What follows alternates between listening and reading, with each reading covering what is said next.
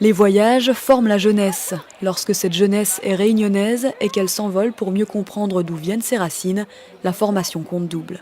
C'est leur propre histoire qu'ils vont découvrir, ouvrir pour préparer leur identité de réunionnais adultes de demain. Il faut multiplier les regards, les déplacements, et on le fait avec les partenaires, les communes, les collectivités, le Conseil général en particulier ici, parce que lorsqu'un élève part 15 jours dans un autre pays, un autre lieu auquel il n'est pas habitué, il apprend à voir ce que d'autres personnes vivent au quotidien. Le Conseil général finance le séjour de 6 groupes de collégiens à Madagascar, en Bretagne, au Mozambique, en Chine et en Inde, à une condition, qu'ils retranscrivent sur le papier leur parcours, leurs ressentis, leurs découvertes. Durant leur périple, ce carnet de voyage sera le miroir de leurs émotions. Un carnet de voyage pour tout noter et tout raconter en retour. Ces 16 élèves et ces 4 professeurs du collège de Montgaillard sont les premiers à se lancer dans l'aventure. La veille du décollage, en cours de cuisine, la destination est sur toutes les lèvres et se retrouve même dans la marmite. Même si le menu du dernier repas à la Secpa est alsacien, une petite touche de massalé s'est invitée dans la recette des spätzle. Alors en Inde, vous allez voir aussi les gens goûter comme vous, dans la main. Patrice Bannereau fait partie des 4 accompagnants. L'Inde, c'est comme son deuxième pays. Le professeur y a travaillé comme cuisinier il y a une vingtaine d'années. Pendant ces 15 prochains jours, il souhaite que ses élèves découvrent ce qui l'a passionné à l'époque, les échanges culinaires. La préparation d'un repas avec les écoliers de Bodh-Gaya est au programme du 6e jour. C'est important. Bon, c'est difficile forcément pour eux de s'imaginer comment ça va être, comment ça va se passer. Ils pourront rencontrer des jeunes de leur âge. Et c'est important pour eux, c'est peut-être la partie la plus importante du voyage. Après les premiers jours intenses de découverte sur les rives du Gange, le groupe arrive acclimaté dans l'état du Bihar, à Bodh-Gaya. Déjà plus de 1000 km parcourus sur le territoire indien. La veille du repas, Fatih Ati et Zayed participent aux préparatifs. La logistique doit être imparable. Avec ses 250 enfants et sa cinquantaine d'invités, l'école associative de Jeanne Perret a transformé le repas commun en pique-nique géant. Les grains, le riz, les épices se pèsent en dizaines de kilos. D'un côté, la mettre curcuma, qui pas massalé, curcuma massalé. Après des espèces de trucs indiens. Comment on appelle ça? Qui est plus sécué, mais après il y a l'ail, pommes de terre. C'est tout, non? Le lendemain, la surprise n'est pas que dans la marmite, elle est aussi dans la beauté du site. Dongeshwari, célèbre pour ses grottes bouddhistes. Les enfants ont fait connaissance la veille et tout naturellement, des affinités se sont créées.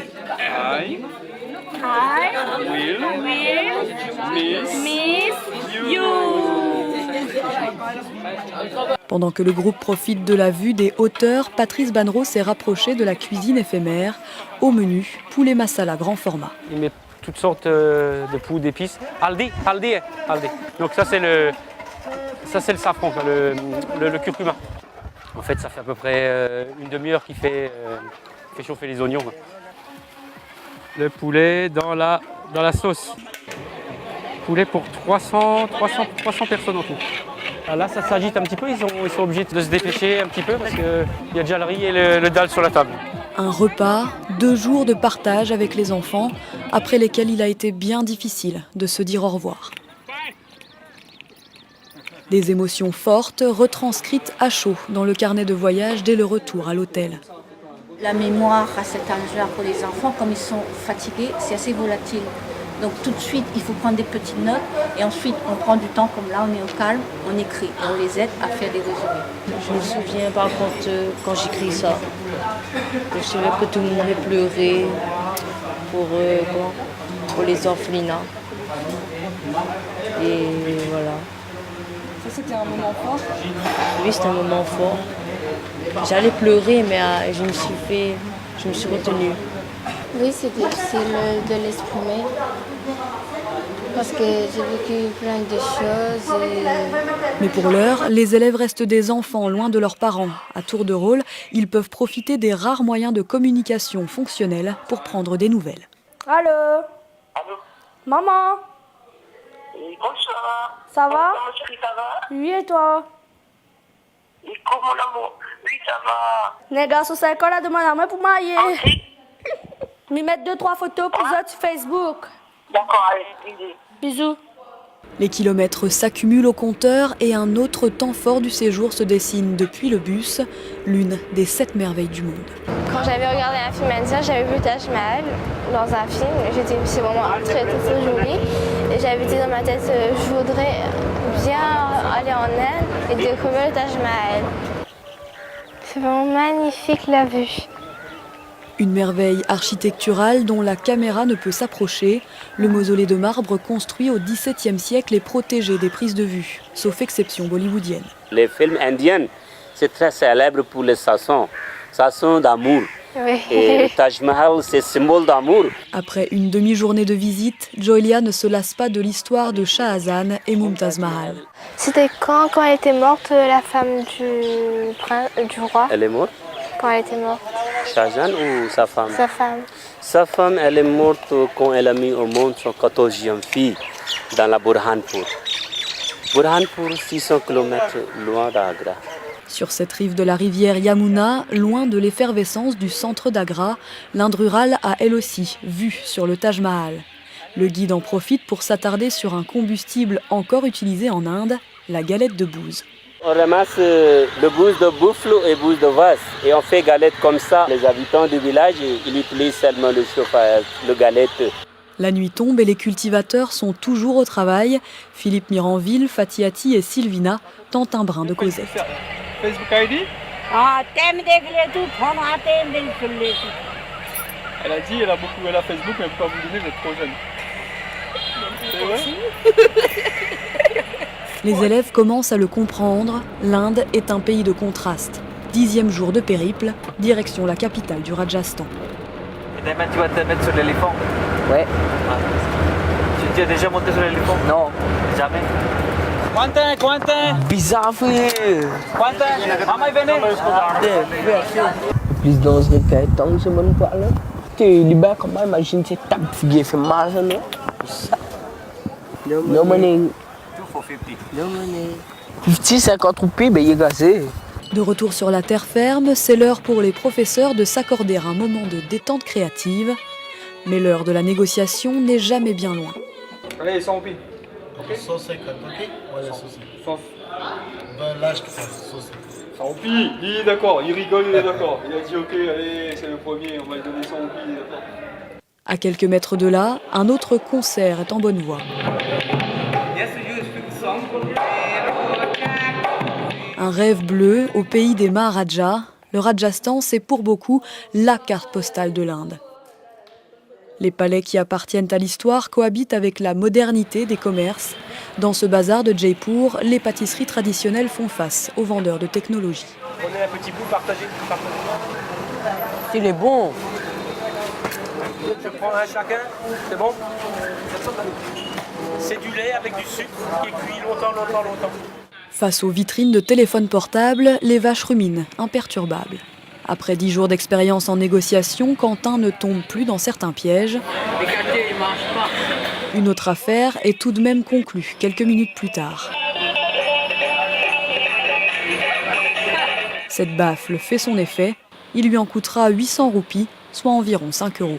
Dernier achat du dimanche, le jour des cerfs-volants. Tant qu'il restera un peu de lumière dans le ciel, ils continueront à tournoyer. Les 3/4 du séjour sont déjà écoulés. Sur les marches du palais de Jaipur, cette petite session carnet de voyage permet de prendre du recul. Je n'ai jamais allé dans notre pays. Il y a beaucoup de gens dans la rue. Les voitures passent en même temps que les gens. Et aussi qu'il y a beaucoup de pauvres. Quand j'étais en ailleurs, je ne savais même pas qu'il y a quelque part les gens peuvent souffrir, demander quelque chose à manger, de l'argent. Un recul nécessaire avant l'arrivée dans la capitale. Dans l'effervescence de Delhi, les collégiens retrouvent les klaxons, mais les rickshaws ont laissé place aux véhicules privés, de plus en plus nombreux dans les embouteillages. Nous sommes à Rajghat, l'endroit où on a incinéré Mahatma Gandhi le 31 janvier 1948. Il a été tué à Delhi. Surtout, il a joué un rôle très important pour avoir l'indépendance. et surtout son philosophie de non-violence. Pourquoi il s'appelle Mahatma Gandhi? Mahatma c'est un mot hindi. Si je divise le mot en deux, Mahan ça veut dire grand, Atma ça veut dire l'âme. L'étape est particulièrement symbolique pour les 9 élèves de la 4e Gandhi. Leur classe a été rebaptisée au moment où le projet de voyage en Inde a démarré. C'est un grand homme et il n'y a pas beaucoup de gens comme lui. C'est la seule personne que je sais qui a combattu sans de violence, seulement en parlant. Et il n'y a pas beaucoup de gens comme lui. Je suis content de savoir aussi son histoire, son passé. La flamme éternelle continuera à brûler, mais pour marquer le coup, le groupe a voulu laisser une trace artistique dédiée à Gandhi. Cette affiche, créée par un graffeur réunionnais, termine son voyage dans ce quartier de street art.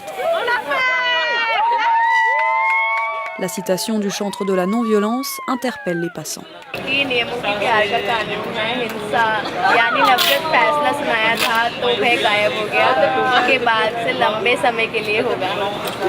Dernière photo, dernière soirée en Inde. Après une courte nuit, ultime trajet en bus sur le territoire indien, les cœurs sont serrés à l'idée de quitter cette terre de rencontres, riche en enseignements. Une dizaine d'heures plus tard, ce sont d'autres larmes qui se mettent à couler, celles des parents, à l'arrivée à La Réunion. Dans leur bagage, les collégiens ont avant tout emporté avec eux cette leçon de vie, celle de la confrontation à une autre culture, née à 5000 km de La Réunion et pourtant si familière. Des souvenirs gravés à jamais qu'ils feront partager à leur famille et certains l'espèrent dans leur vie d'adulte, à leurs propres enfants.